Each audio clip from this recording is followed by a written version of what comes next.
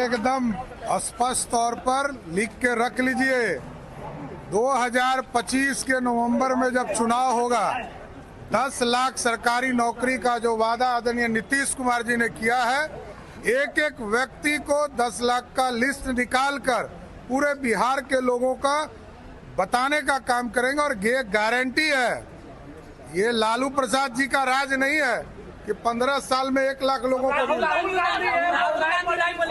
लोकसभा चुनाव लड़ेगा पहला। अरे ये डर, देखिए ये डर है, यही तो डर है। पहले डर था तो मंदिर तक पहुंचाया हम लोगों ने, मंदिर भी पूजा करना पड़ रहा है। और राहुल गांधी जी, सोनिया गांधी जी और पूरा प्रियंका गांधी जी अपने परंपरागत सीट जिस पर उनकी दादी, उनके दादा, उनके परदादा लड़ते रहे, अब उसको भी छोड़कर पूरा खानदान भाग गया।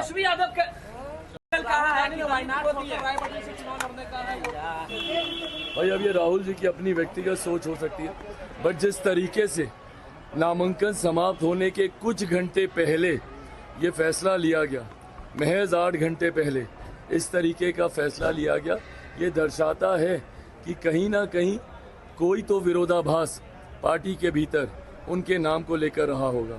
बट हाँ, जिस तरीके से अमेठी हारने के बाद राहुल जी ने कभी दोबारा सालों तक अमेठी जाना ज़रूरी नहीं समझा, ऐसे में रायबरेली की जनता भी इस बात को दिमाग में रखेगी कि अगर रायबरेली से ये हारते हैं तो कम से कम ये वापस नहीं आएंगे, तो ऐसे प्रत्याशी को वहाँ की जनता कम से कम साथ तो नहीं देगी।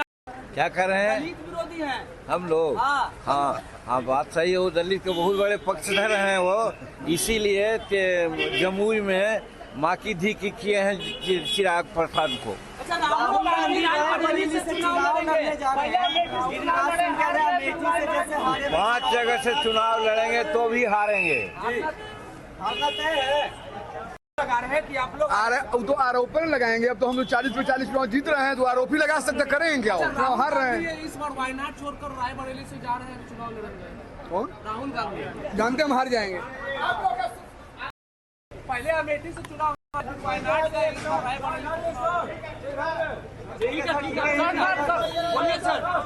रायबरेली से चुनाव लड़ने जा रहे हैं राहुल गांधी। मैं बता दूं सामने से कि श्रीमान राहुल गांधी जी देश के किसी कोना से चुनाव लड़ लें, जनता का विश्वास उनको नहीं मिल रहा है और डरे हुए हैं।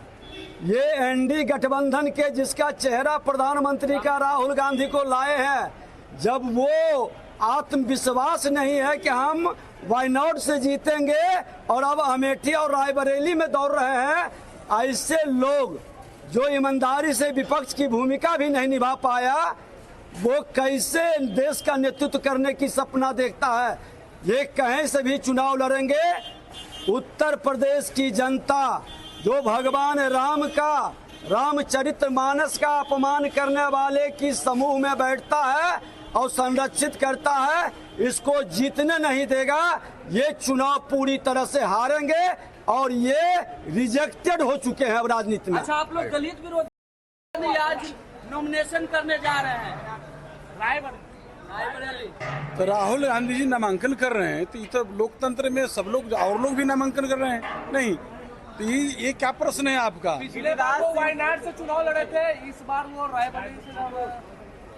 उनको मालूम है डर सता रहा है, समझे? डर सता रहा है, उनको मालूम है। जो लोग लगातार लोकतंत्र पर हमला कर रहे हैं, तो वो लोग लोकतंत्र पर क्या हमला करेंगे जो परिवार तंत्र से घिरे हुए हैं? गिरिराज सिंह कह रहे हैं कि राहुल गांधी अमेठी से हार गए तो छोड़ दिए, अब रायबरेली से भी हारेंगे तो वो भी छोड़ देंगे। बिल्कुल, परिणाम तो वही होगा। बिहार में देख रहे हैं तेजस्वी कैसे उछल रहे हैं। पिछले बार खाता भी खुला, एक भी सीट मिला, इस बार भी वही हाल होगा। अब जहां से हारती है वहां फिर दोबारा नहीं जाती। अब जैसे अमेठी से हार गया, राहुल गांधी हार गए, अब अमेठी छोड़ दिए। इस बार रायबरेली भी हारेंगे, वहाँ छोड़ देंगे। मैं तो पहले ही कहा कि बहादुर जफर शाह मुगलिया सल्तनत के अंतिम बादशाह थे, तो उसी तरह से रायबरेली भी ये गांधी फैमिली का ये अंतिम बादशाह है। देखिए, एक तो ओवैसी जी के पास में शब्द की कमी है, किसी को सम्मान देना नहीं जानते। मोदी तुमको भी हराएंगे, अमित शाह तुमको भी हराएंगे, ये अहंकार है। जो व्यक्ति, मुझे रिकॉर्ड दिखा दीजिए कि लोकसभा के अंदर राष्ट्रीय गान, राष्ट्रीय गीत में खड़ा हो, वो खड़ा में कहीं रिकॉर्ड नहीं है, वो रहते नहीं भाग जाते।